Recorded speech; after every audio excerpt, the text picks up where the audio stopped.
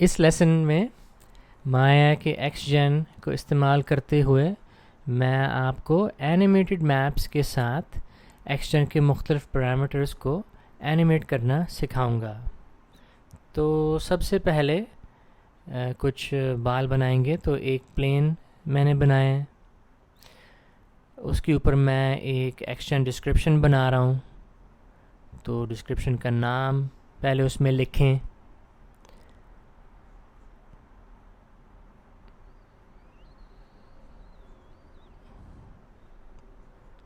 फिर कलेक्शन का नाम और ग्रूमेबल स्प्लाइंस सेलेक्ट करेंगे। तो इन चीज़ों को मैं पिछले लेसन्स में ज़्यादा जो है गहराई में पेश कर चुका हूँ। तो इसमें मैं थोड़ा सा आपको ये एक्शन डिस्क्रिप्शन वगैरह बनाना सिखाऊंगा, कुछ और टिप्स, लेकिन इस पे ज़्यादा फोकस जो है उसमें एनिमेटेड मैप्स पे होगा। तो लेकिन पहले हम थोड़ी ये कुछ बनाएं जिससे हम हेयर की ग्रोथ वगैरह दिखा सकेंगे एनिमेटेड मैप्स के साथ। तो यहाँ पे मैंने इंटरपोलेट पे क्लिक किया है, फिर इसका लेंथ थोड़ा सा बढ़ा दिया है। अब ग्रूमिंग के मुख्तलिफ ब्रशेस को इस्तेमाल करेंगे। तो सबसे पहले मैं लेंथ का इस्तेमाल करूँगा। तो लेंथ के आप उसके नीचे पैरामीटर्स में देख सकते हैं, इंक्रीमेंट और गोल लेंथ। गोल लेंथ यानी इसकी जो सबसे ज़्यादा जो लेंथ बढ़ सकते हैं यहाँ पे वो, और इंक्रीमेंट के हर बार जब मैं क्लिक करूँगा तो कितना ज़्यादा बढ़ेगा। तो इसमें आप इंक्रीमेंट में आप नेगेटिव नंबर भी डाल सकते हैं, जिससे बढ़ने के बजाय बाल जो हैं उसकी लेंथ कम कर सकते हैं। तो यहाँ मैंने गोल 10 पे कर दिया है और इंक्रीमेंट मैंने 0.1 पे बढ़ा दिया है। इसको 1 पे बढ़ा देते हैं। तो इंक्रीमेंट बढ़ाने से अब ज़्यादा जल्दी जो हैं बाल के लेंथ जो हैं बढ़ रहे हैं, जैसे जैसे मैं इस पर पेंट कर रहा हूँ।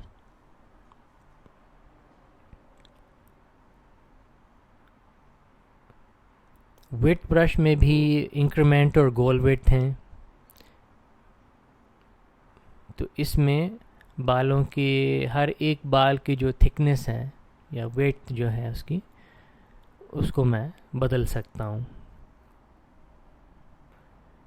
तो इन पैरामीटर्स के साथ आप ख़ुद मतलब इस्तेमाल करके इनको देखें। तो यहाँ मेरा मकसद यही है कि बस मुख्तसर से मैं ग्रूमिंग के बारे में बात करूँगा और इस सैम्पल को बना के तो इस पे मैं एनिमेटेड मैप्स का इस्तेमाल करूँगा। लेकिन इससे ज़्यादा डिटेल के लिए आप मेरे ग्रूमिंग जो हैं लेसन्स को ज़रूर देखें। तो यहाँ पोज ब्रश का इस्तेमाल किया है, अब ओरिएंट ब्रश का इस्तेमाल कर रहा हूँ। तो इन सब में थोड़ा थोड़ा फ़र्क है। तो ओरिएंट जो है बिल्कुल आपकी इमिटर ऑब्जेक्ट के साथ जो है बाल करने के लिए, जैसे जानवरों के आप बाल अगर बनाना चाहें तो ये काफ़ी काम का ब्रश है ओरिएंट। बैंड जो है उसमें आप देख सकते हैं कि एक एंगल जो है उसमें रह जाता है कि नीचे से बाल सीधे और फिर एकदम जो हैं एक तरफ मुड़ जाते हैं। और एलिवेशन ब्रश जो है आप तब इस्तेमाल कर सकते हैं जब आप बालों को थोड़ा सा ऊपर लाना चाहते हैं, ख़ास तौर पे जब इमिटर ऑब्जेक्ट के अंदर चले जाते हैं। तो अट्रैक्ट ब्रश से आप बालों को इकट्ठे कर देते हैं और रिपेल ब्रश से उनको आप अलग कर सकते हैं।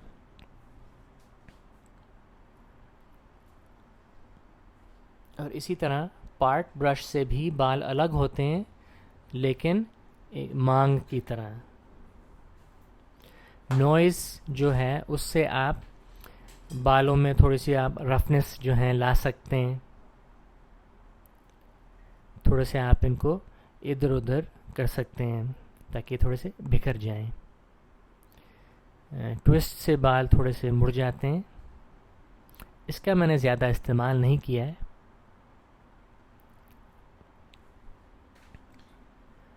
फिर जहाँ ज़्यादा बाल जो हैं आपको लगते हैं कुछ ज़्यादा ख़राब हो गए हैं, तो आप स्मूथ इस्तेमाल कर सकते हैं।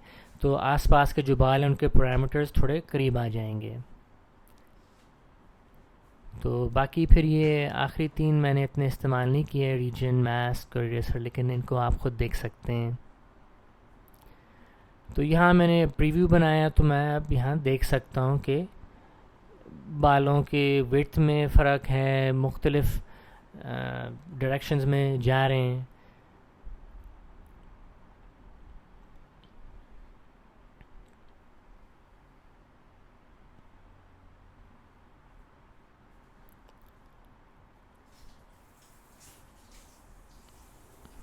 तो यहाँ पे विजिबिलिटी जो है, इससे ये येलो ग्रूमेबल स्प्लाइंस जो हैं दिखाई देते हैं। तो जब मैं प्रीव्यू देखना चाहता हूँ तो मैं विजिबिलिटी को अनचेक कर देता हूँ ताकि प्रीव्यू जो है सही से दिखाई दे। तो यहाँ पे अब मैं फ़ाइल सेव कर देता हूँ।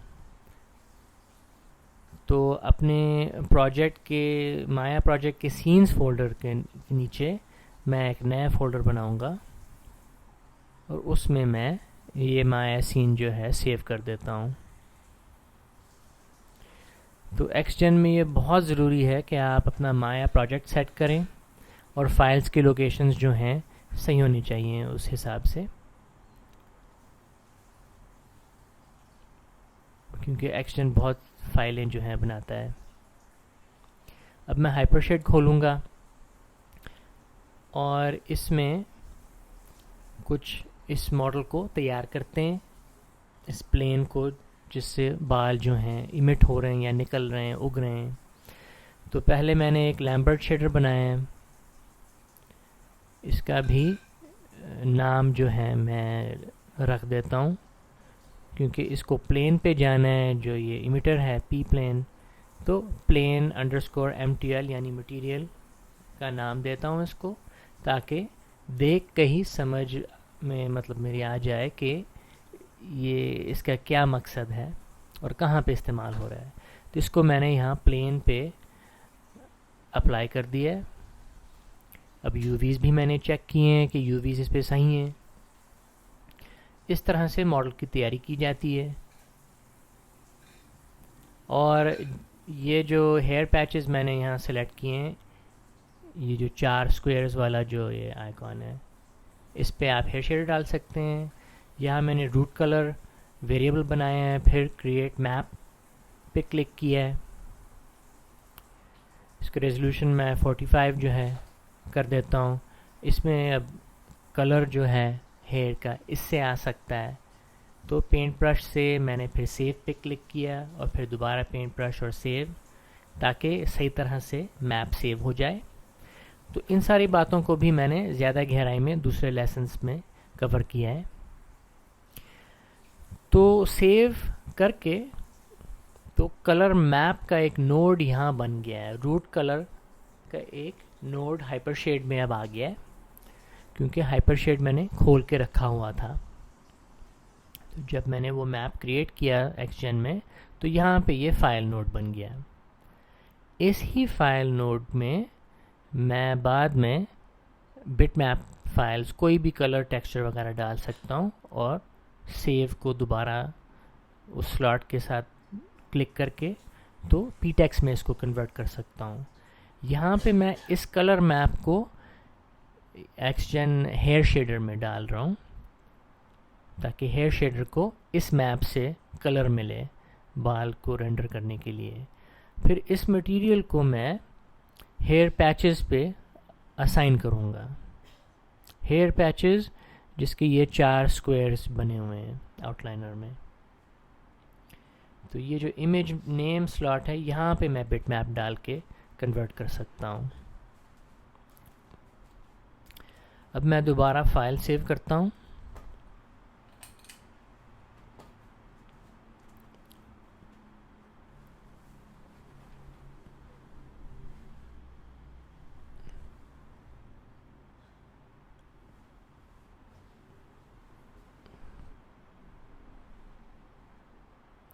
तो अब मैं कुछ 3D टेक्सचर्स बनाता हूँ।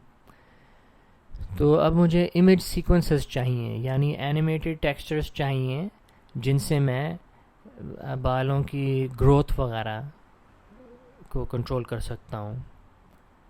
तो सबसे पहले मैंने ब्राउनियन यानी एक नॉइज़ जो है 3D टेक्सचर बनाया है। इसके पैरामीटर्स को एनिमेट करके कर सकते हैं, लेकिन इससे बेहतर मुझे ये क्लाउड लग रहा है। इसका टेक्सचर जो है एनिमेट करके तो एक अच्छा इफेक्ट जो है बना सकता हूँ। तो एक तरफ से अगर मैं ब्लैक से शुरू करूँगा, फिर इस टेक्सचर को एनिमेट करके तो फिर पूरी तरह वाइट बना दूँगा। उससे क्या होगा कि ब्लैक से शुरू होगा तो बाल बिल्कुल नहीं होंगे, और जहाँ जहाँ वाइट आने शुरू होगा तो वहाँ वहाँ बाल जो हैं उगने शुरू हो जाएंगे, और आखिर में जब ये पूरी तरह सफ़ेद हो जाएगा तो सारे बाल जो हैं निकल आ चुके होंगे। तो यहाँ पे राइट क्लिक इन पैरामीटर्स पे करके तो मैं सेट की पे क्लिक कर रहा हूँ। तो पहले फ्रेम पे मैं इन वैल्यूज़ को सेट कर रहा हूँ ताकि शुरू में पूरी इमेज जो है ब्लैक हो, जिसमें कोई बाल नहीं है। उसके बाद जो है फ्रेम 60 इस सीक्वेंस का मिडल है, तो उसमें जाके तो अब मैं इन पैरामीटर्स को, स्लाइडर्स को यूँ बदल सकता हूँ, और यहाँ पे अब ये टेक्सचर आ गया है। आप देखेंगे कि नीचे सीधे हाथ पे जो कोना है वहाँ पे मैंने ऑटो की सिलेक्ट किया हुआ है, ताकि जहाँ जहाँ भी मैं वैल्यूज़ चेंज करूँ तो की फ्रेम्स जो हैं उसके बनते जाएंगे, क्योंकि पहले की फ्रेम या पहले फ्रेम पे मैंने सेट की कर दिया हुआ है इन पैरामीटर्स पे। तो यहाँ पे अब मैं सेट की कर रहा हूँ एहतियातन।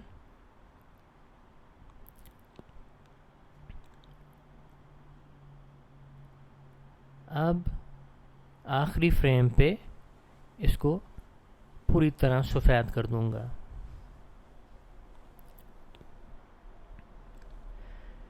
तो यहाँ पे मैं 3D टेक्सचर्स का इस्तेमाल कर रहा हूँ, लेकिन आप इमेज सीक्वेंस जो हैं वीडियो से भी बना सकते हैं, कंपोजिटिंग प्रोग्राम में भी बना सकते हैं, आप किसी भी तरीके से बना सकते हैं।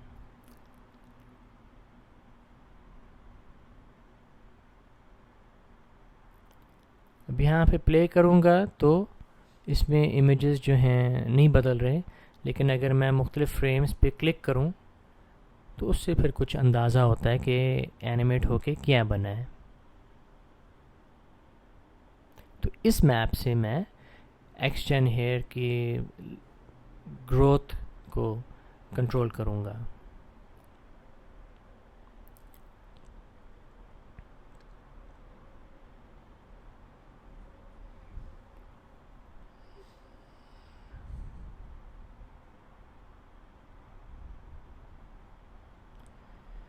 तो अब मैं इस मैंडलब्रो 3D मैप के साथ एक और तरीका जो है दिखाता हूँ, जिससे आप टेक्सचर्स को एनिमेट कर सकते हैं।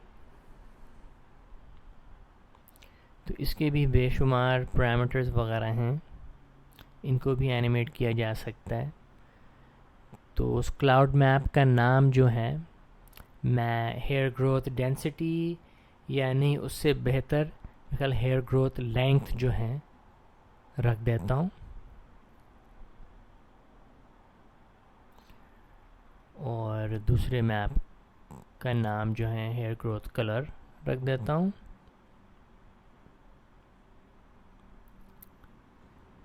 तो इसमें भी जैसे कि क्लाउड मैप के साथ की फ्रेम सेट किए थे पैरामीटर्स पे, तो इसी तरह इस पे भी कर रहा हूँ।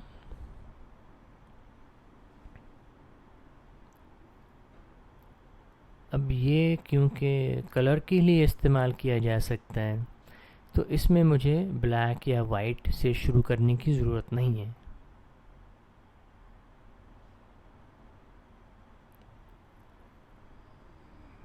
तो इसमें आप देख सकते हैं बेशुमार पैरामीटर्स हैं।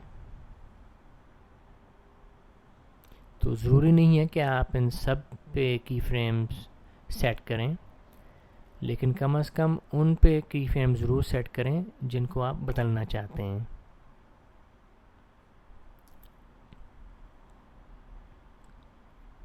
तो ऑटो की क्लिक कर दिया मैंने और आखिरी फ्रेम पे जाके तो अब मैं इन स्लाइडर्स को थोड़ा सा हिलाऊंगा ताकि टेक्सचर चेंज हो।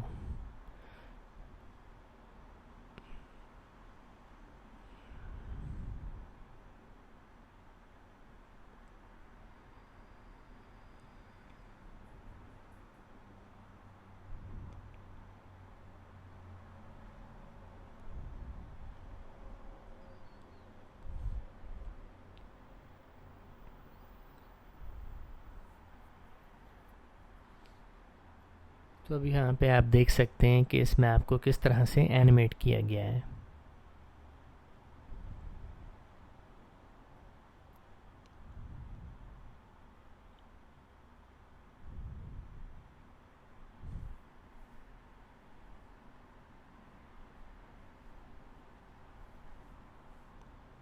तो यहाँ मैं ऑटो की अनक्लिक कर रहा हूँ। उसके बाद फाइल सेव करते हैं, क्योंकि अक्सर जो है माया क्रैश कर जाता है। तो इससे पहले कि मेहनत ज़ाया हो जाए तो मैं सेव कर देता हूँ। अब यहाँ पे उस फाइल नोड को सिलेक्ट करके रेंडर टेक्सचर रेंज पे मैंने क्लिक किया है, जो कि हाइपरशीट के एडिट मेन्यू के अंदर है। तो मैंने रेजोल्यूशन जो है इसका तय किया है और स्टार्ट और एंड फ्रेम उसमें लिखा है और इमेज का नाम। इससे क्या होगा कि ये जो 3D टेक्सचर है इसकी एनिमेशन जो है रेंडर जो है हो जाएगा एक इमेज सीक्वेंस में। तो हर फ्रेम पर एक इमेज रेंडर हो जाएगा।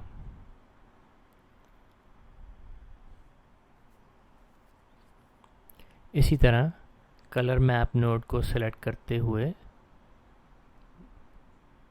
या लेंथ को और कलर को इसी तरह से रेंडर कर सकते हैं। तो माया इमेजेस फोल्डर में सारे रेंडर्स गए हैं। इनको मैं फोल्डर्स में डाल देता हूँ, लेंथ और कलर फोल्डर्स। यहाँ पे आप देख सकते हैं कि कलर मैप रेंडर होके किस तरह से लग रहा है। और ये लेंथ मैप ब्लैक से शुरू होता है और फिर ये सफ़ेद सफ़ेद जो हैं पैचेस आ जाते हैं। तो अब 2 इमेज सीक्वेंसेस बन गए हैं।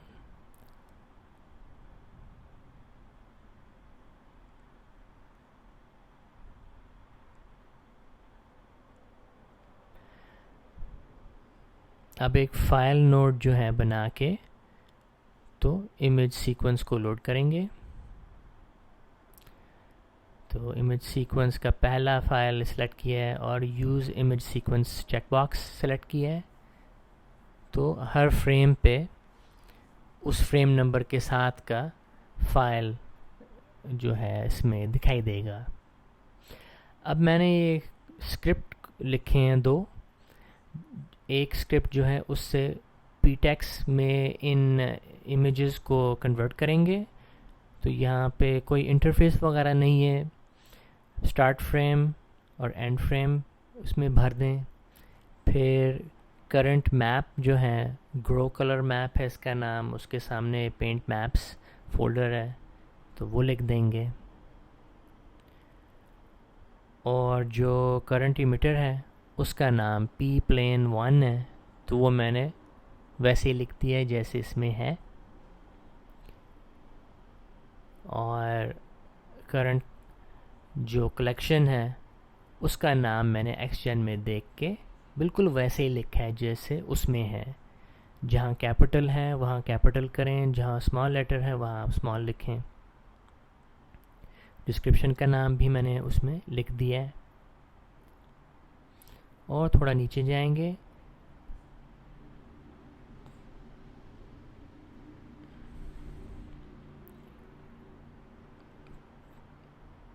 तो यहाँ पे हाइपरशेड फाइल नोड नेम लिखेंगे। तो हाइपरशेड में इस नोड का नाम जिसमें ये इमेज सीक्वेंस लोड किया है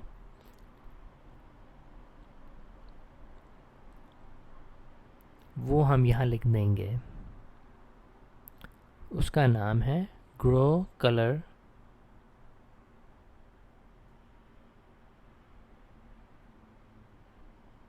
मैप।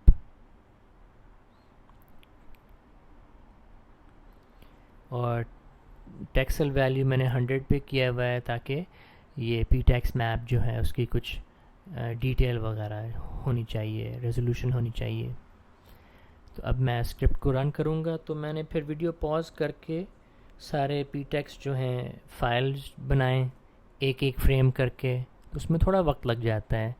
फिर वापस आए हैं तो यहाँ पे दूसरे नंबर पे जो स्क्रिप्ट है इसमें एक्सप्रेशन बनेगा जिसमें वो सारी इमेजेस ptex फाइल्स जो हैं इस्तेमाल होंगे और उस एक्सप्रेशन को किसी एक्सटेंड पैरामीटर में डाल सकते हैं। तो शुरू के जो ये 5 लाइन हैं, ये जो वेरिएबल्स हैं, ये वही हैं जो कि दूसरे स्क्रिप्ट में भी थे। तो इनको दोबारा लिखने की ज़रूरत नहीं है, आप बेशक कॉपी कर सकते हैं क्योंकि इनकी वही वैल्यूज़ हैं।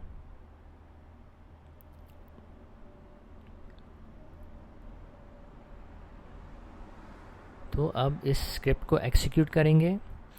तो स्क्रिप्ट एडिटर में आप यहाँ देख सकते हैं कि ये पूरा एक्सप्रेशन आ गया है। तो इफ स्टेटमेंट से लेके पूरी नीचे ये $A तक आप सेलेक्ट करें और कंट्रोल C दबा के कॉपी करें। तो फिर किसी पैरामीटर में जैसे लेंथ है, इसकी एक्सप्रेशन बॉक्स पे क्लिक करके राइट क्लिक करें इसमें और पेस्ट करके उसकी एक्सप्रेशन रिप्लेस कर दें। इसमें आप देख सकते हैं कि उन ptex मैप्स का पूरा पैथ और नाम लिखा हुआ है। तो इससे एक्सजन को पता है कि हर फ्रेम पे किस मैप को इस्तेमाल करना है। दूसरे मैप को रेंडर करने के लिए आप ग्रो कलर पे क्लिक करें, बस एक नाम बदल के तो आप बना सकते हैं।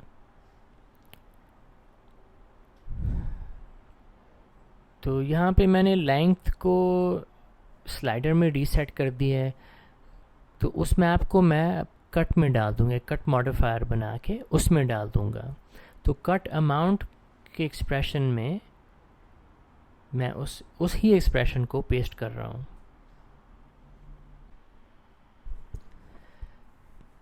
तो यहाँ पे आप देख सकते हैं कि आखिरी फ्रेम पे बाल तकरीबन ख़त्म हो जाते हैं और शुरू के फ्रेम पे तकरीबन हर जगह बाल हैं। तो ये अब रिवर्स में है, बजाय बाल उगने के ये ख़त्म हो रहे हैं। तो सबसे पहले मैं इसकी लेंथ बढ़ा देता हूँ। तो लेंथ को मैंने 5 पे कर दिया है। अभी भी थोड़ा कम लग रहा है तो मैं लेंथ जो है 10 पे बढ़ा देता हूँ ताकि ये सही तरह से दिखाई दे।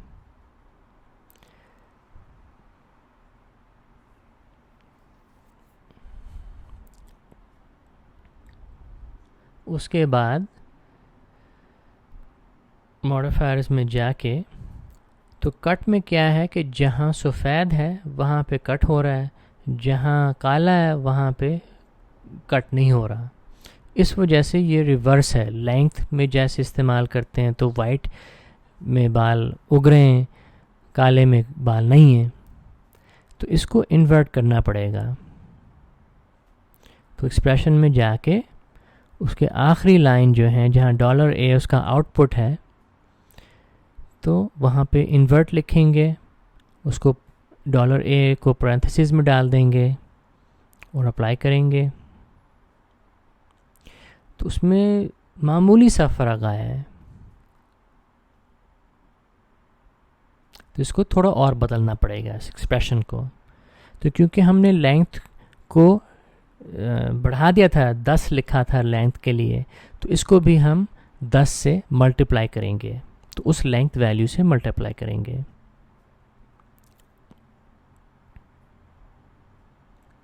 अब यहाँ पे शुरू में बाल नहीं है, और जैसे हम इसको प्ले करेंगे तो आहिस्ता आहिस्ता बाल जो हैं उगने शुरू हो जाएंगे, उसी पैटर्न से जिसमें जो हमारे उस ग्रोथ टेक्सचर में हमने बनाया था।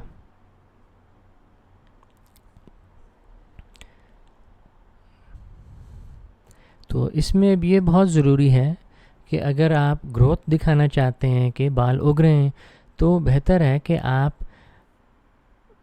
अगर काले से शुरू करते हैं और सफ़ेद तक जाएंगे, तो बीच में किसी एक जगह आगे पीछे नहीं होनी चाहिए कि वाइट की तरफ जाते हुए फिर दोबारा ब्लैक की तरफ नहीं जानी चाहिए, वरना बाल उगेंगे फिर कम होंगे, फिर उगेंगे फिर कम होंगे, तो उसमें थोड़े जैसे पॉप्स वगैरह आएंगे। तो ये आप जानबूझ के अगर करना चाहें तो आप कर सकते हैं, लेकिन अगर आप स्मूथ जो हैं इसके उगने की एनिमेशन बनाना चाहते हैं तो आप डार्क से लाइट पर जाएं।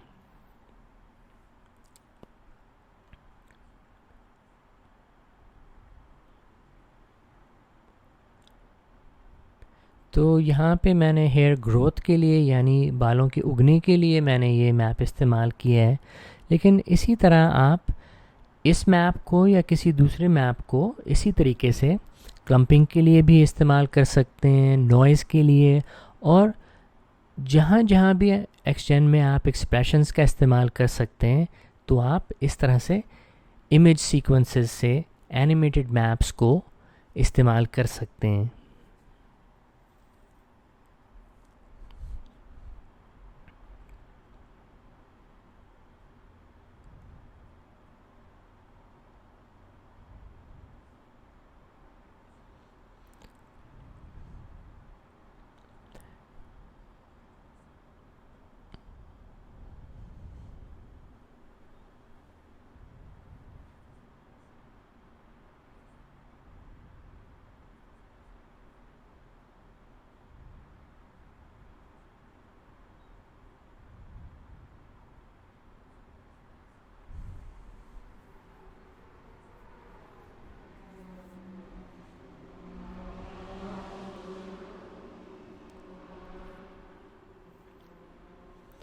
तो यहाँ पे बाल जो हैं उग आए हैं, तो मज़ीद लेसन्स जो हैं हासिल करने के लिए आप इस चैनल पे ज़रूर सब्सक्राइब कीजिए, और पिछले लेसन्स को भी आप देखें जिसमें एक्सचेंज की बेसिक बातें और जी ब्रश पे भी मैंने लेसन्स बनाए हैं।